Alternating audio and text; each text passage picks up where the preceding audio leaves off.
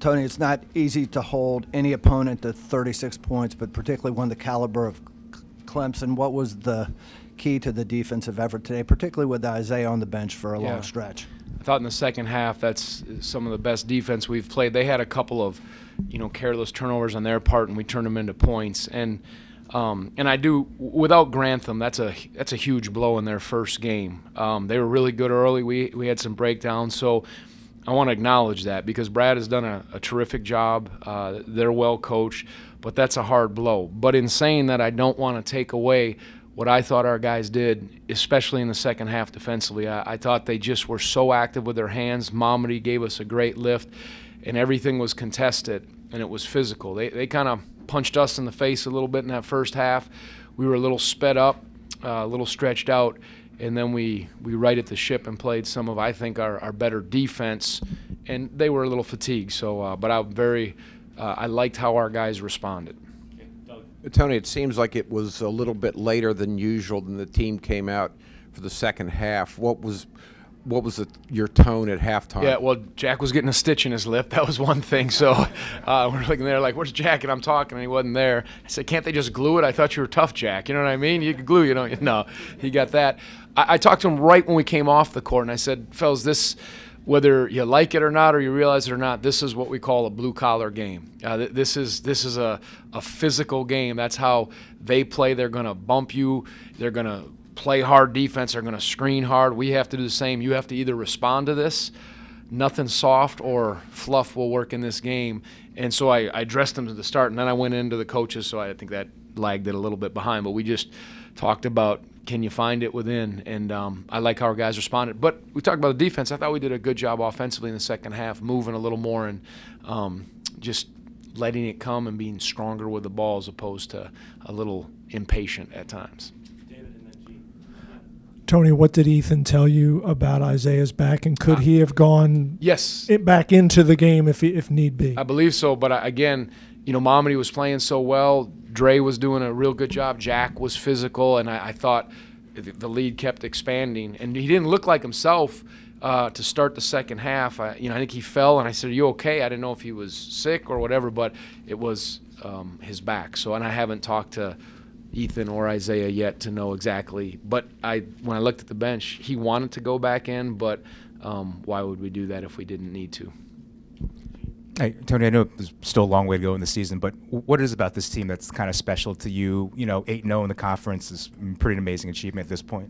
Yeah, I mean, it's just we've respected everybody we've played, and haven't. We just said this game is significant. This is the only game we're playing, so it's so important. But they've just found ways. We struggled in the first half. I use this saying, we don't have to be great. We just have to be good all the time. That's our way. And I don't know, again, what our ceiling is or anything like that, but like Clemson was playing before Grantham got hurt, they had a special connectivity, or they're connected. I think there's a special synergy with our group, that there's talent, there's individual talent, but I love that saying, the whole is greater than the sum of the parts. We've got some really good parts, but there's something going on with that synergy. And you saw it collectively on the defensive end, and then even offensively, guys are understanding their roles and making big shots at the right time, and different guys with some balance. So I think those things up to this point thus far, and that's all it is, has been high level. But you worked hard to get there, so you don't want to back up. Hey, Dana. Hey, Tony. Absent the start, I guess, a lot of people will look at this and say it can't possibly get better than this defensively. I know you won't ever say that, but how can it get better? Did you see how Mamadi got blown by on the baseline, that dunk we gave up? No, I think that stretch was, up to this point, as good of defense as we played, but I also know they got a little worn down, and you have to acknowledge a guy like Grantham in your first game, that's hard. When they didn't missed a couple shots and a couple careless turnovers, and then the crowd got revved up. It was just beautiful to hear that.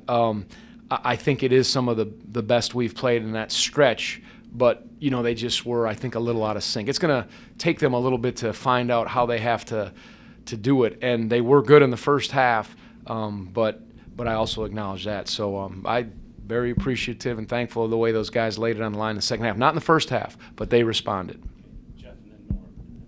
Until he got that dunk, Mamadi could not get a shot to drop, but he seemed very active out there. What did you like about kind of the rest of his game today? I thought that block he made, he just unfolded from. I mean, he came out of nowhere and pieced the 3-point shot, and then he got the block, you know, in the lane. That lets guys. It makes them think twice. He was real quick on ball screens. A couple times they tried to use a ball screen. He just bounced him out, got back, and he was moving very fast. He was fresh and alive and kept a couple offensive rebounds there, a couple close plays on the his moves. But I thought he brought great energy, great life, and his quickness showed.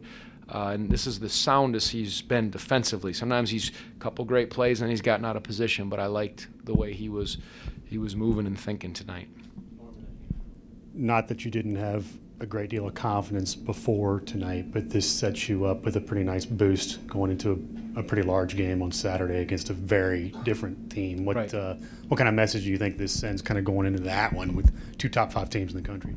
It doesn't send any message. We're just trying to be as good as we can and play our game and meet the challenge. Every game in this league is big, of course. Duke at Cameron, all that, and there'll be a big storyline made of it, and what it'll come down to is what it comes down to every game. It's not even who the best team is, it's who plays the best for that. I think it's an afternoon game, right? And that's what it'll come down to. So great respect, obviously. How can you not? And we'll have to play, we'll have to rebound and all that. But I'm going to enjoy, as Dana said, some good defense that we played in the second half, and we'll address that when time's right. Tony, how much, I know playing defense is the way to get on the floor here. If you don't, you're not going to play. But how much have you sensed that the pride they have in the way they play defense is something that's become contagious with them and something that's not just a requirement but something they really appreciate?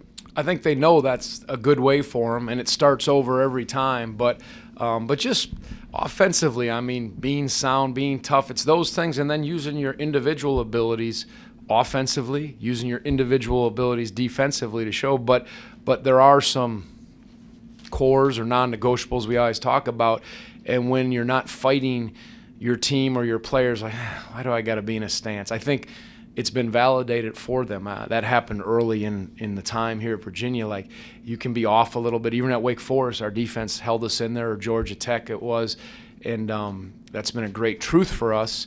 And it'll have to be at a high level on both ends, playing against a team the caliber of Duke in that setting, to keep your mettle about yourself. But I think our guys are, as I said, very clear on what works for them, and that's all that matters, really. That's humility. That's knowing your identity, and that's a huge part of being as good as we can be.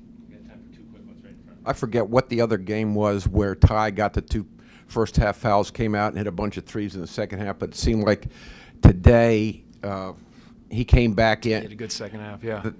They scored on you when he was out and made it close, and then he came back in and seemed to make a lot of difference, particularly with the 2 threes. He did, yeah. He made it was a good call. In the transition, we made a couple poor decisions in transition that either we turned it over or picked up some fouls, and I thought Ty, as a lead guard with 1 foul to do what he did, I think he would want that back. But once he watched it, came back in the second half, he was good defensively. How many steals did Ty have? His hands were active. 4, you said? Getting old, I can't see that. But my eyes. But his he's not. You look at him and say, boy, how quick is he? But he's got quick hands and very good anticipation, and he's big. And then offensively, yeah, those shots were daggers. So that was good. He and Kyle got it going.